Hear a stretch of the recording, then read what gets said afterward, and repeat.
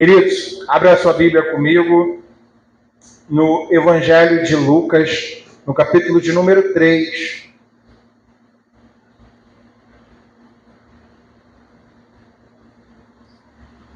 Evangelho de Lucas, capítulo de número 3. Verso de número 21 e verso de número 22. Vamos lá? Capítulo 3 de Lucas, verso 21 e 22 diz assim: Quando todo o povo estava sendo batizado, também Jesus o foi.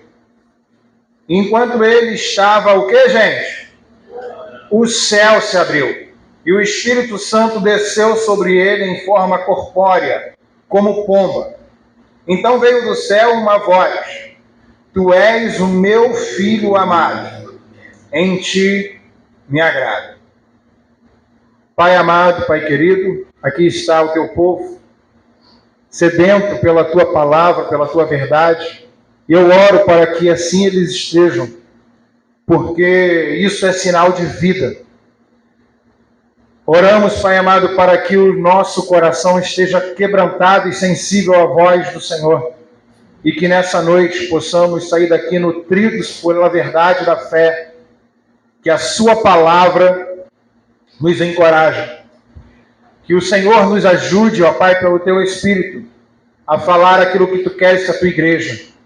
De maneira, Senhor amado, que todos aqueles que precisam ouvir o que precisam ouvir, não deixem de ouvir, ó Pai. E que no nome de Jesus, as escamas dos seus ouvidos venham cair, para que o Senhor enche os seus corações de fé, para louvor e para a glória do teu nome santo. Que nessa noite, pelo teu Espírito, a tua igreja venha ser convencida daquilo que é necessário para viver uma semana extraordinária na sua presença, no nome de Jesus. Amém, igreja? Queridos, vamos lá. Lucas capítulo 3 relata aí o batismo de Jesus Cristo. Uma das coisas que me chama a atenção nessa passagem é que Jesus é mais um indo para o batismo. Uma das coisas que Lucas faz é que, quando todo o povo estava sendo batizado, Jesus também o foi. Ou seja, ele não foi em um momento diferente para o batismo. Ele foi em um momento onde ele podia se identificar conosco, se identificar com os pecadores, se identificar com as pessoas simples, com aqueles que estavam ali nas águas do Jordão para serem batizados por João. Jesus estava ali no meio do povo como qualquer outra pessoa. Ele não era alguém que procurava ser notado, alguém que procurava estar em destaque, alguém que chamava para si o holofote. Mas ele estava sempre nos lugares simples, com pessoas simples, para falar da simplicidade da mensagem do Evangelho. Mas após a atitude de Jesus no batismo, a oração, a gente percebe que algo extraordinário acontece. O céu se abre. O Espírito Santo desce sobre ele em uma forma corpórea como de pomba. O pombo na antiga aliança representa um momento de sacrifício. Era um momento de cerimônias que eram feitas para redenção, para redimir o homem das suas impurezas. Não é à toa que os pais de Jesus, quando ele nasce, eles vão até o templo e oferecem, por ser uma família pobre, 2 pombinhos, como sacrifício pelo ato de estarem ali para purificar-se, principalmente a sua mãe, que a partir daquela lei, ela precisaria então ficar 40 dias longe dos lugares públicos, porque após o parto era considerado uma pessoa imunda. E por isso essas leis cerimoniais ali eram úteis para que então eles pudessem ser redimidos pela impureza, pelo pecado. A pomba então, ela representa esse momento de purificação, aonde a presença do Espírito Santo desce para transformar a vida, para nos capacitar para determinadas obras que ele iria então ter que fazer.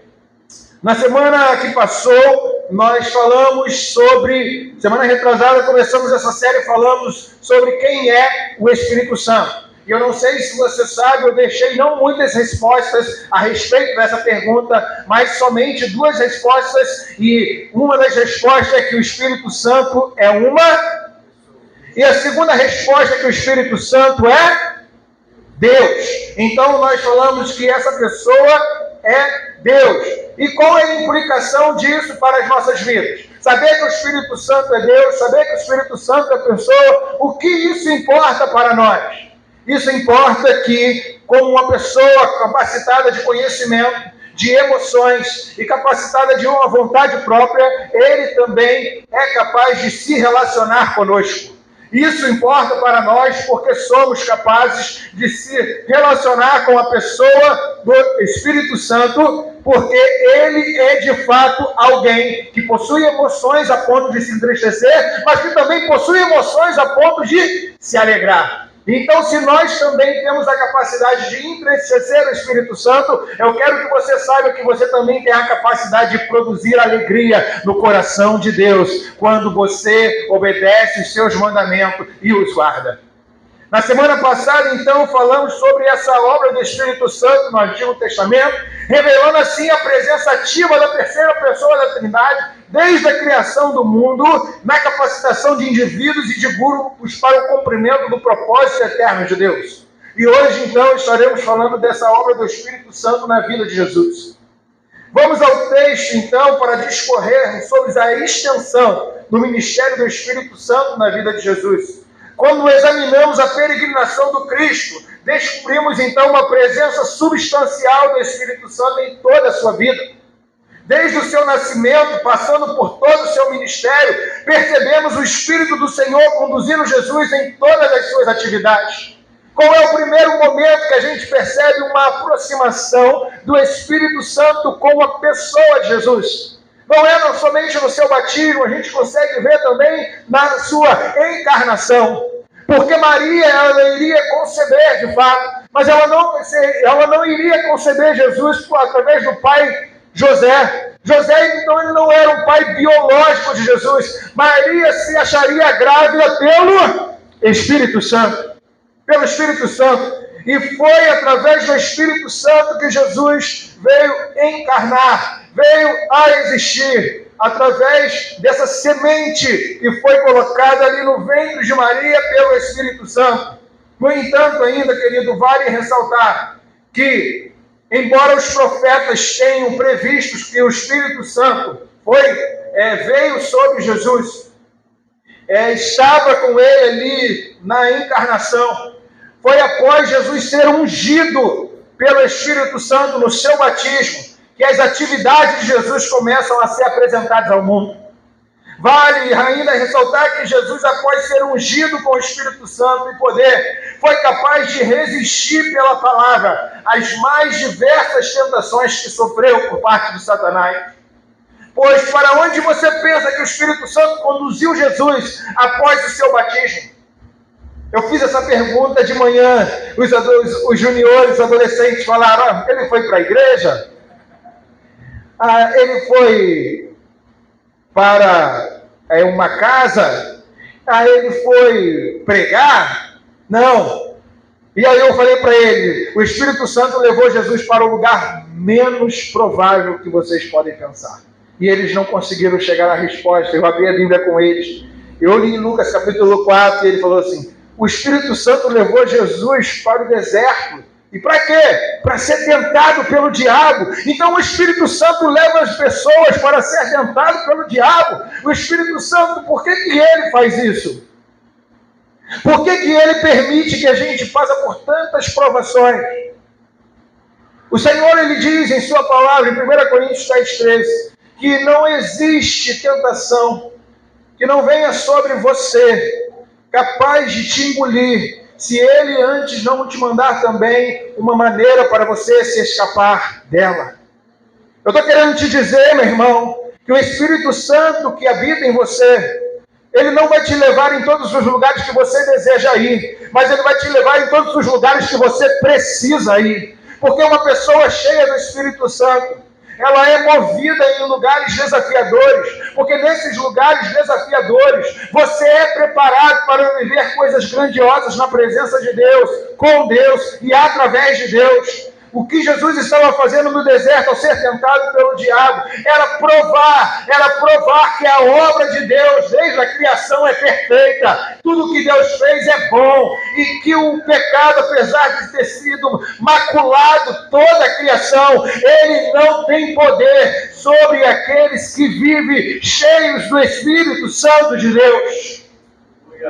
Ali Jesus estava provando para Satanás e para o mundo que era capaz de nós vivermos em comunhão com Deus, sem vivermos uma vida de rebeldia, de idolatria, de egocentrismo. Ali Jesus estava provando para nós que éramos capazes, antes da queda, de vivermos em comunhão com o Pai, em comunhão com o Filho, em comunhão com o Espírito Santo, e sem desejar ser aquilo que eles são, e ainda assim ser a imagem e semelhança daquilo que Deus é.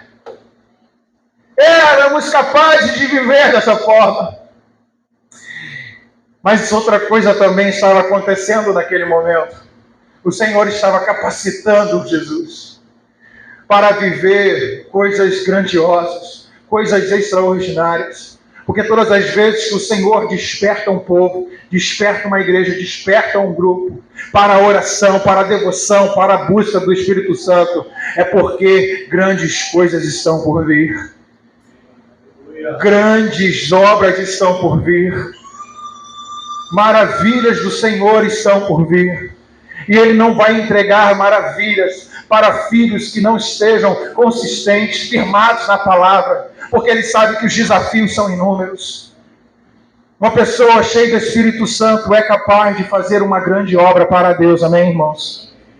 Deus não precisa de um grupo grande para fazer uma grande obra, mas Ele precisa de um grupo cheio do Espírito Santo. Ele deseja um grupo cheio do Espírito Santo para fazer uma grande obra. E Deus, Ele coloca esses tesouros em vasos de barro para que a gente reconheça que toda a glória é dele e não nossa. Para que o nome dele seja glorificado e não nosso. Para que, como João Batista, a gente possa falar que ele cresça e que eu diminua. E isso está tudo bem, porque eu não administro glória bem. Eu não fui criado para ser glorificado, mas eu fui criado para glorificar aquele que vive e aquele que reina para todos sempre.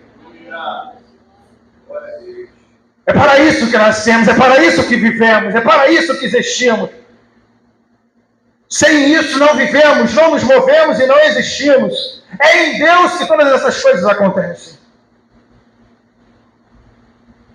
Lucas 4 vai dizer que o Espírito Santo levou Jesus para o deserto com a finalidade de ser tentado pelo diabo. No entanto, o autor de Hebreus nos dá uma boa notícia, que esse sumo sacerdote que temos, embora fosse tentado em todas as coisas, permaneceu sem pecado. Quando você abre a sua Bíblia em Hebreus, no capítulo 4, verso 14 ao 16, olha o que diz em Hebreus, capítulo 4, verso 14 ao 16, eu vou ler aqui na tela com vocês.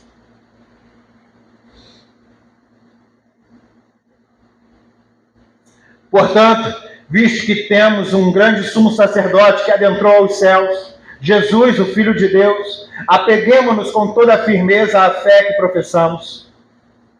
Pois não temos um sumo sacerdote que não possa compadecer-se das nossas fraquezas, mas sim alguém que, como nós, passou por todo tipo de tentação. Porém, o que, gente? Verso 16. Assim, aproximemo-nos do trono da graça com toda a confiança, a fim de recebermos misericórdias e encontrarmos graça que nos ajude nos momentos de necessidade. Queridos, eu estou querendo te dizer algo com isso. Que aquelas tentações que Jesus sofreu, tanto no deserto, quanto todas as outras tentações que ele iria sofrer na casa de publicanos, comendo com pecadores, sendo assediados para que ele pudesse ser rei, ele, nenhuma dessas tentações ele cedeu.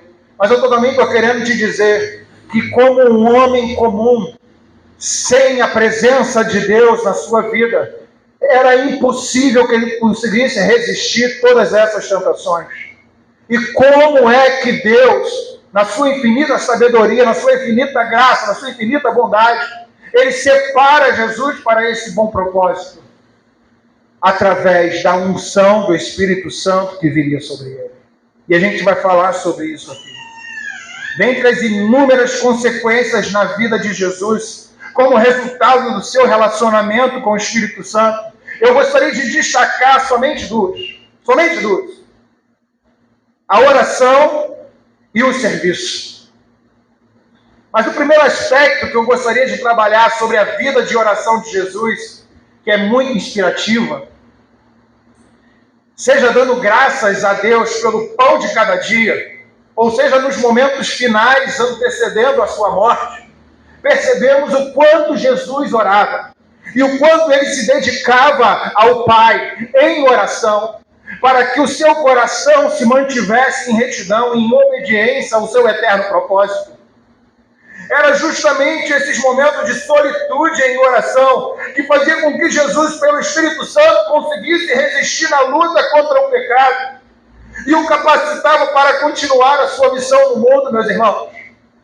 Não tem como a gente vencer as tentações que nos assediam sem vivermos uma vida regular e disciplinada de oração, tanto na individualidade quanto na comunidade. Isso nos faz entender pelo menos 3 verdades a respeito da oração. A primeira é que a oração antecede a ação. Coloque aqui para a gente Marcos 1, verso de número 35. Esse episódio que a gente vai ler. Olha o que está escrito. De madrugada, quando ainda estava escuro, Jesus levantou-se, saiu de casa e foi para um lugar deserto, onde ficou o quê, gente? Orando. Orando. Esse texto está situado entre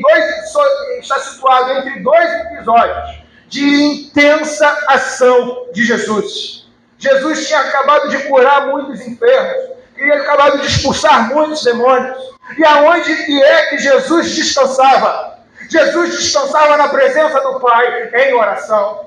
Ali era o seu local de descanso. Ali era o seu local onde ele repousava o seu coração, onde as suas angústias eram liberadas, onde as suas energias eram recuperadas, aonde ele fluía de novo, para então ele levantar dali e ir para o próximo episódio, que ele fala: vambora, galera, outro povo, ou de outras aldeias, outros povos precisam ouvir a mensagem que nós temos para pregar. Ou seja, toda a ação de Jesus era precedido por um tempo de oração.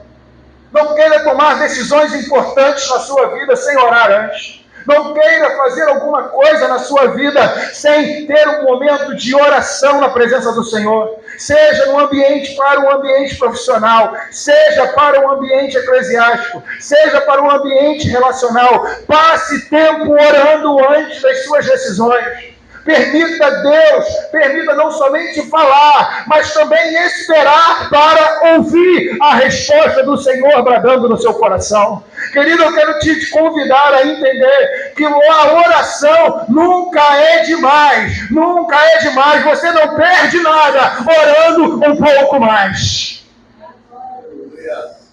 Orando um pouco mais. Então, todo momento de intensa ação de Jesus era precedido por um momento de quê? De oração. De entrega.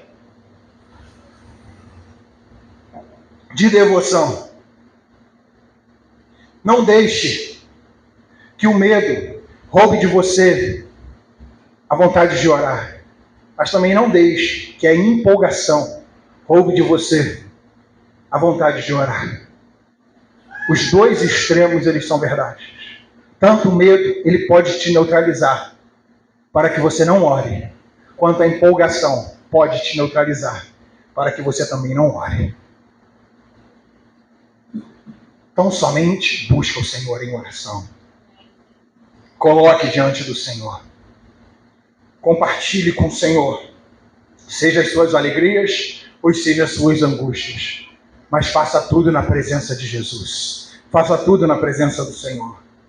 A oração é uma excelente oportunidade de transformarmos angústias em lágrimas e aliviarmos o peito nos momentos de grande tensão. A oração é um instrumento divino para recalcularmos a rota ou aperfeiçoar o caminho que estabelecemos percorrer. É na oração que você perde o desejo de matar. Se identificou aí, irmã?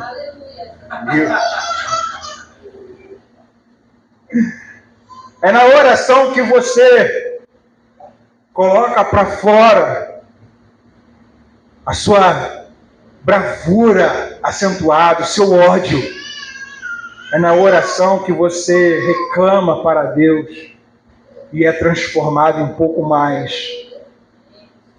a semelhança de Jesus. Então, o primeiro aspecto da oração é que toda ação ela é precedida por ela. É precedida por uma oração, ou por um campo de oração. Não é somente orar como se aquilo fosse um selo de autenticação para ir. É orar e esperar uma resposta do Senhor. Segundo, a oração deve ser constante. João, capítulo de número 6, verso de número 15. Olha só a vida de Jesus, gente. Vamos aprender com Jesus nessa noite. Sabendo Jesus que pretendiam proclamá-lo rei à força, retirou-se o quê? Novamente sozinho para o monte. Esse novamente dá a entender que esses momentos na vida de Jesus não eram um evento, mas era uma disciplina. Era algo que ele fazia com uma certa constância. E por que Jesus fazia isso? Porque ele sabia que a oração de ontem servia para ontem. E a oração de hoje serve para hoje. Ei, nós não temos bancos de oração. Nós podemos ter respostas pendentes. Mas oração se faz necessária todos os dias de nossas vidas. Assim como comer, beber e dormir. A oração é vital para a vida do cristão. O texto deixa claro que a oração na vida de Jesus não é um evento, mas uma prática regular e que era usada tanto para a prevenção contra o pecado, como para encher-se do Espírito, para continuar a sua missão. O texto que acabamos de ler está dentro do contexto da primeira multiplicação dos pães em João. Os sinais do Messias começam a aparecer e uma parte do povo pensa que estava diante do rei que eles tanto ansiavam. Um rei político, um rei militar, que iria libertar o povo de Israel da opressão dos romanos. Jesus não dá espaço para o seu ego, perceba isso. Ele se conhecia, ele sabia das suas fraquezas. Parece até que isso não cabe quando se fala de Jesus, né? Ele se autoconhecia, ele conhecia muito bem quem ele era. Ele sabia que algo vindo da parte do diabo, vindo da parte dos homens, poderia o quê? Abraçar o seu coração, arrebanhar o seu coração, e logo ele estaria fora da presença de Deus. Perceba que Jesus, ele trata o pecado com radicalidade, ele trata a tentação com radicalidade. Ele não ficava esperando, vamos ver se a galera aqui está vindo, vai fazer isso mesmo, eles vão me proclamar a força. Não, ele se retira logo dali. Por quê? Porque ele vai para o monte, ele vai para o lugar da oração, ele vai para o lugar da devoção, ele vai para o lugar da humilhação, porque naquele lugar de oração é um lugar onde a gente intercede, onde a gente pede, e você não pede assim, qual é, mané? Me dá logo isso aí. Não, você pede com humildade, você carece, você está precisando, você depende, e o que você faz? Você se humilha. O lugar da oração é um lugar da humildade. Então, quando Jesus ia para esse lugar no monte, o que ele estava fazendo? Ele estava se humilhando diante de Deus, porque ele sabia que quando nós nos humilhamos diante de Deus, no tempo oportuno ele vai nos exaltar. Querida, a oração é o nosso dependenciômetro. Só a hora quem tem consciência que depende. Quem não tem a consciência que depende de Deus, ele não vai orar. Mas quem tem consciência que depende, ora, porque a oração nos humilha, nos coloca no lugar que nunca deveríamos ter saído, na presença de Deus, na vontade de Deus, em obediência àquilo que ele nos chamou para ser. Sabe, às vezes, por que nós não desejamos orar? Porque nós já sabemos a resposta de Deus a respeito da nossa causa. E nós não concordamos com ela. Mas eu quero te encorajar para ser humilde e colocar-se diante do Senhor em oração. E tomar para si que a promessa de Deus, que a vontade de Deus, ela continua sendo boa, agradável e perfeita para aqueles que andam segundo a sua vontade. Amém, meus irmãos? Ela continua sendo assim. Então, qual é o instrumento que ele se utiliza para se ver livre da possibilidade de se tornar uma pessoa orgulhosa? A oração.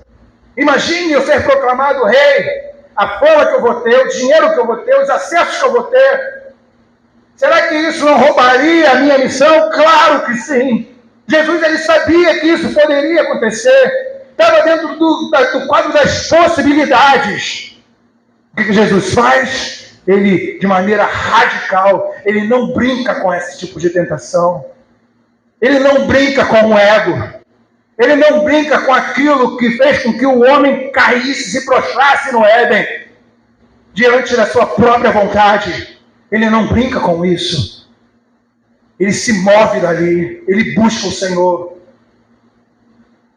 E ele vai para o monte da oração. Precisamos constantemente, irmãos, retirarmos-nos para os nossos montes de oração. Precisamos constantemente retirarmos-nos para os nossos montes de oração. Venho de uma semana de descanso.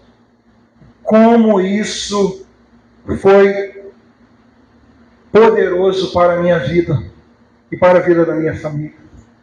Foi um tempo onde a gente pôde escutar Deus não para fazer sermão, mas escutar Deus somente para escutar Deus, somente para receber o seu direcionamento, para receber a sua vontade. Como é bom poder aproveitar esse tempo, mas com os ouvidos atentos, com os ouvidos sensíveis. Tive a oportunidade de queimar mais um livro da Bíblia em leitura, em oração, lendo ali o livro de Atos, vendo as ações do Espírito Santo sobre a vida da igreja. Como foi maravilhoso contemplar a maneira que Deus se movia através de pessoas simples para o cumprimento do seu propósito. Como foi aquecedor para o meu coração poder estar ali e ver de maneira clara, ouvir de maneira clara a voz do Senhor a respeito de algumas coisas para a vida da nossa comunidade, para a vida da nossa igreja. Como é bom poder, querido, desfrutar desse momento de presença, onde nós separamos tempo não para invernar, não para ficar tique daqui, tique dali, não, mas também para ouvir Deus. Porque o sábado do Antigo Testamento era o sábado de descanso, não para maratonar séries, mas era sábado de descanso também para ouvir a voz do Espírito Santo e para ter um maior nível de devoção, coisa que a correria do dia a dia não nos deixa. Em um mundo cercado de vaidade, onde a hipervalorização pessoal é o carro-chefe para sermos aceitos, precisamos constantemente retirar-nos para esse monte de oração. A oração nos humilha? Sim, pois ela evidencia que sem Ele nada podemos fazer. Terceiro aspecto sobre a oração é que a oração deve ser um tempo de deleite. Irmãos, e aqui está o grande desafio para todos nós. Eu quero poder, não através de uma referência bíblica, nesse momento, mas através de uma experiência de vida, te dar algum conselho após esses 20 anos de caminhada a respeito do que tange o deleite na vida de oração. Eu procurei alguns exemplos que eu poderia dar sobre isso. Mas eu acredito que cada um de vocês, homens e mulheres que aqui estão, vão ter capacidade de entender o que eu estou falando. Precisamos aprender a fazer da oração um tempo prazeroso.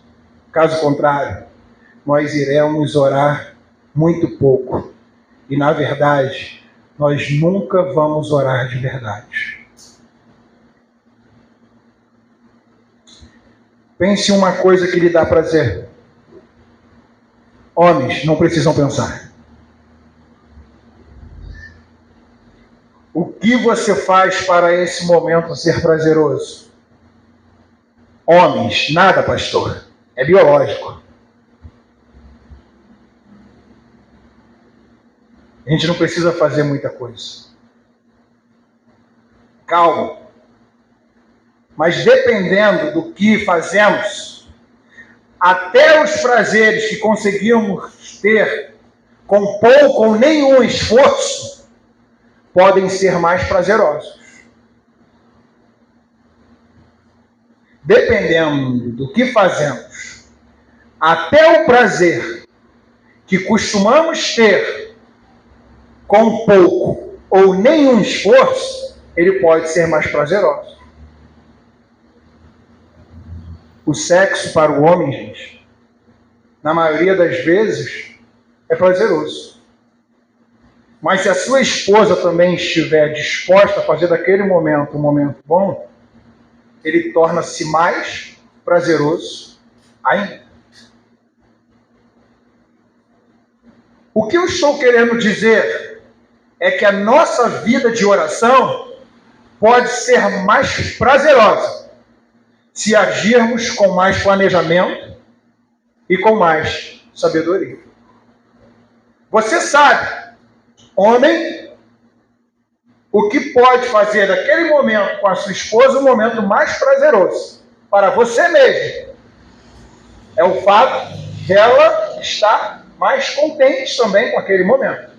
E você sabe o que você precisa fazer, mas que na maioria das vezes você não faz para que isso aconteça, porque dá trabalho. Não é de qualquer forma. Assim, poderíamos falar sobre vários outros exemplos da vida.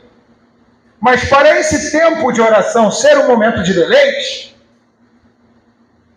eu gostaria que você pensasse nessa analogia como um preparo para o encontro.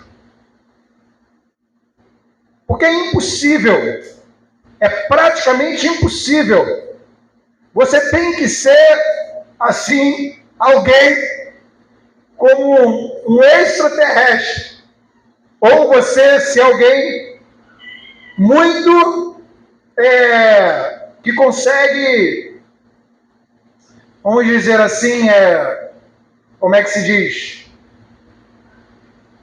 Se apresentar de maneira pública como se fosse um artista. Porque não é possível.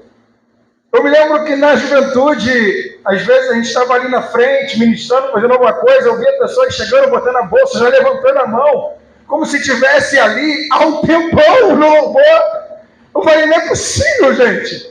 Que o fato de eu ter passado pela porta, ela entrou em um outro mundo, um mundo espiritual, e agora ela já começou, de certa maneira, extravagante, a adorar ao Senhor como se nada tivesse acontecido.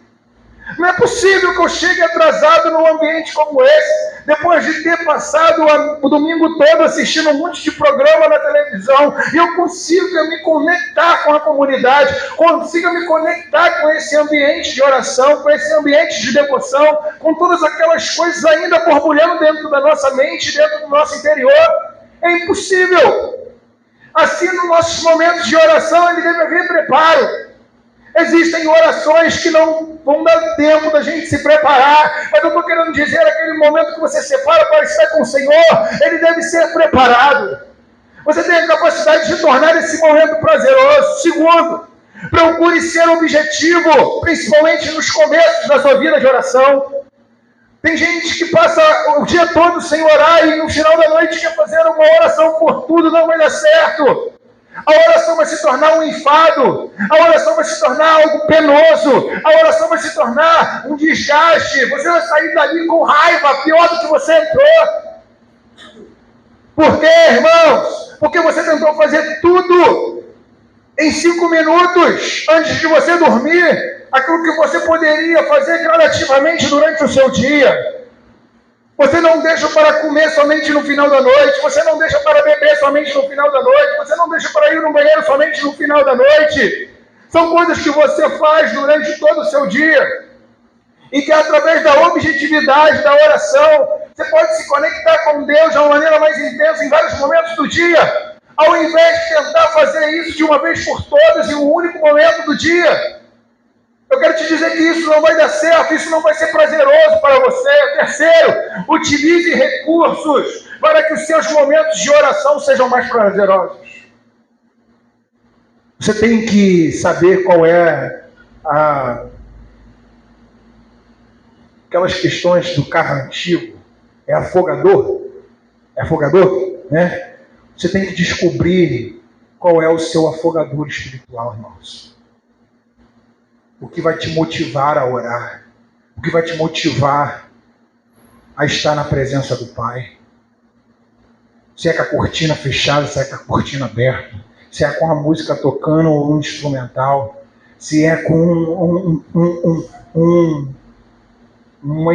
um colchonete no chão deitado para você buscar o Senhor, se dobrar diante do Senhor, para você deitar, para você rolar, eu não sei. Mas utilize de todos os recursos que você pode para que você possa buscar ao Senhor em oração. Aqueles que são honestos, aqueles que não há pecado, não tem problema algum. O importante é que você se aproxime de Deus através da oração. Eu gosto de música, por exemplo, para os meus momentos de oração. Elas me lembram algumas palavras que eu gosto de usar, que eu posso usar, que eu preciso às vezes usar em oração. Eu gosto de ser ministrado naqueles momentos. Às vezes eu não sei muito o que dizer, mas eu oro, peço a Deus, falo do jeito que eu sei, do jeito que eu posso. Às vezes eu pareço uma criança orando porque eu não sei o que falar, mas daqui a pouco as palavras vão brotando, a presença do Senhor vai nos tomando. Se utilize disso. Se utilize disso, principalmente nos momentos que você vai ter que ser usado por Deus. Principalmente nos momentos que você sabe que Deus vai te usar de uma maneira poderosa. Se utilize disso mais ainda. Não tem nada melhor para uma esposa ao encontrar com seu marido saindo do quarto em lágrimas e saber que ele estava orando pela sua família.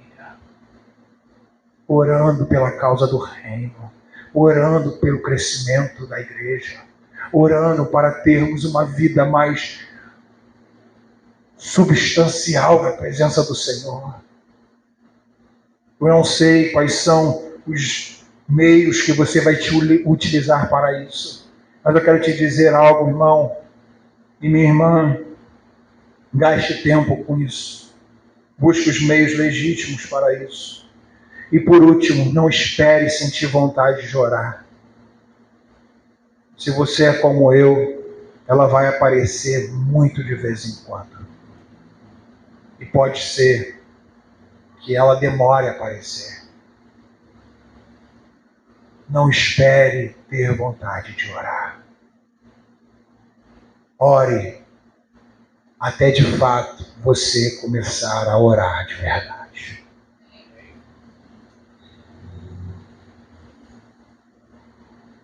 Falei demais sobre a oração. Eu quero terminar aqui falando sobre uma outra implicação que a gente percebe, que essa unção do Espírito Santo na vida de Jesus fez com ele. Uma é a oração, e a gente trabalhou bem esses aspectos da oração. A segunda é que o Espírito Santo, após você está calibrado na sua vida de oração, principalmente, automaticamente ele vai te levar para o serviço. Você não vai conseguir se conter, porque quem está cheio não é para morrer afogado. Quem está cheio é para compartilhar da água da vida. Amém, meus irmãos? Você não vai conseguir se conter. Um outro indicativo da presença do Espírito Santo na vida de Jesus é justamente a intensidade do seu serviço. Irmãos, eu não estou falando de ativismo religioso, não. Mas eu estou falando de uma intensidade no serviço.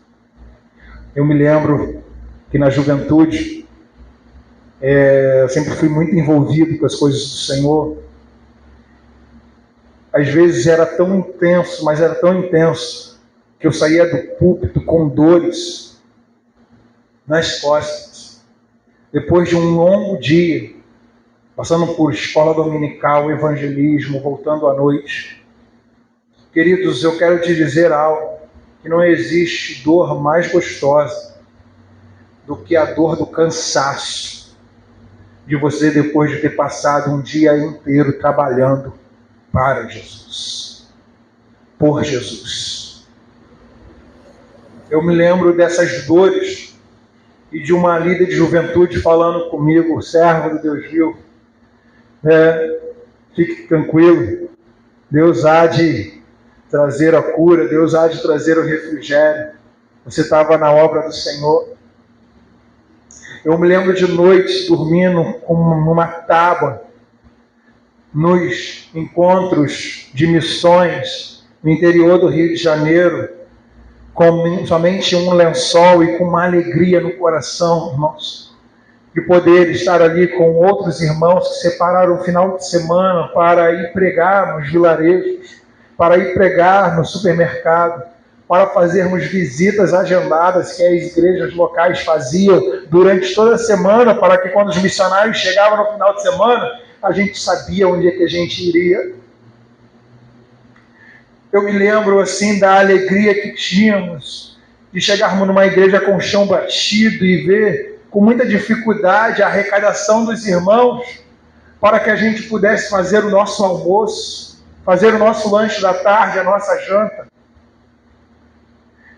Eu não sei o que tem acontecido com o coração das pessoas desse tempo, que vivemos em um tempo de conforto, e eles já não importam-se mais se as pessoas estão caminhando a passos largos para o inferno. Mas eu quero te dizer algo, irmão, se Jesus ele te chamou, ele te salvou, ele não te chamou para que você fique com os seus punhos fechados, com seus lábios cerrados, com as suas pernas imóveis. Deus te chamou para caminhar, Deus te chamou para servir ao Senhor. Como nós temos lutado nesses últimos meses, queridos, para ativar irmãos, para buscar obreiros, para ajudarmos no serviço da diaconia, no serviço do infantil, como a gente tem buscado em Deus, para que muitos de vocês possam, sabe, meus irmãos, ressuscitarem de fato para a obra do Senhor, lembrar de fato de onde caíste e voltar às práticas das primeiras obras. Essa palavra é uma palavra para a igreja. Querido, porque a gente percebe que essa intensidade do ministério de Jesus era fruto da sua comunhão com o Espírito Santo. É impossível alguém que esteja cheio do Espírito Santo, ele esteja longe da obra de Deus, porque alguém cheio do Espírito Santo nos leva a servir ao próximo, nos leva a servir ao Senhor. A maior evidência de alguém cheio do Espírito Santo é que ele tem uma vida regular de oração, de comunhão com a sua igreja e de serviço na sua comunidade. Atos 10, verso 38. Caminhando para o final, olha o que diz.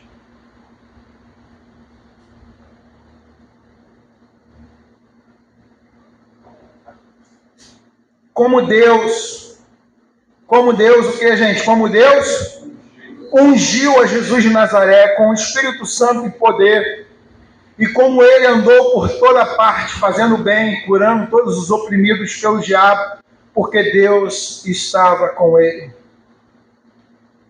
Sabe o que cansa, gente?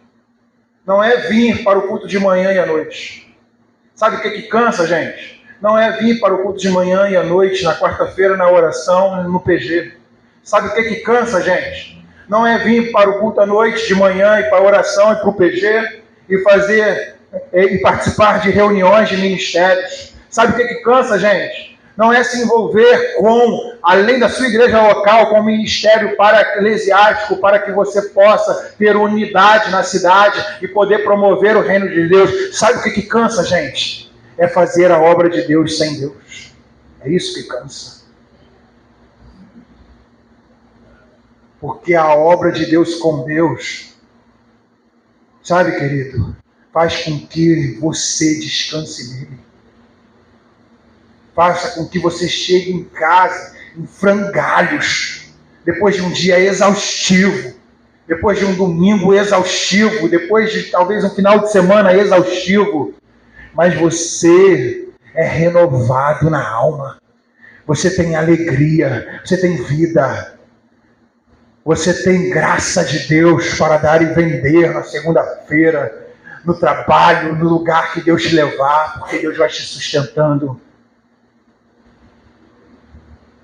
Jesus foi ungido pelo Espírito Santo com poder, com o Espírito Santo e poder, e com ele andou por toda parte fazendo bem, curando todos os oprimidos pelo diabo, como ele andou por toda parte fazendo bem e curando todos os oprimidos pelo diabo, porque Deus estava com ele.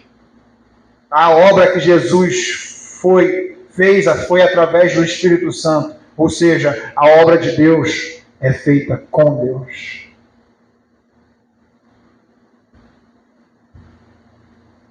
A falta de devoção pode incorrer mesmo em uma vida com excesso de atividades religiosas.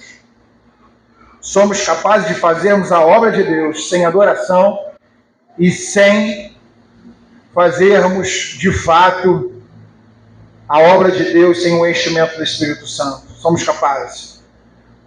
Mas a obra de Deus deve ser realizada na dependência do Espírito Santo, irmãos. O serviço está extremamente relacionado à vida de uma pessoa que se diz cheia do Espírito Santo.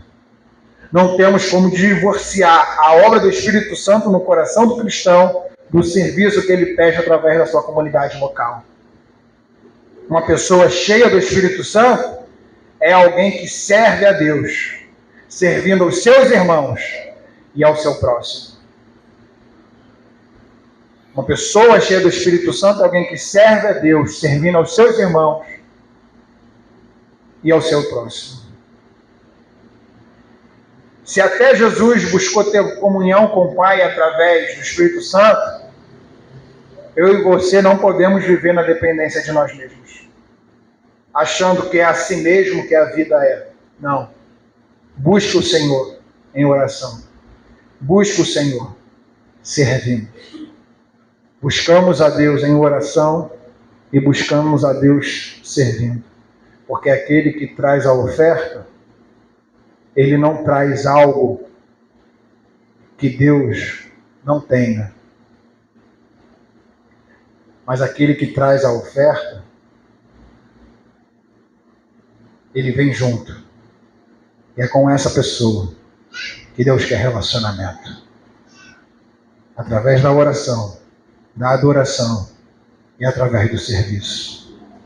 Irmãos, saia daqui nessa noite sabendo que essa mensagem foi para você. Essa mensagem foi para todos nós. Procure o seu pastor. Procure o seu líder. Procure a sua igreja. E coloque-se à disposição para servir com seus dons, com seus talentos e com a sua disponibilidade. com a sua disponibilidade. Por quê, pastor? Porque essa é a vontade de Deus para a minha e para a sua vida. Por quê, pastor? Porque aqui existe vida. Nós vivemos enquanto servimos. Deus quer tirar você desse lugar de sobrevivência. Deus quer te levar para esse lugar de vida abundante. Amém? Você pode ficar de pé no seu lugar. Vamos louvar ao Senhor. Feche seus olhos. Uma oração de entrega. Eu quero te dar 1 minuto para você, após essa palavra, falar para Deus aquilo que você quiser, enquanto o Ventura e o Miguel se preparam aqui para esse tempo de adoração.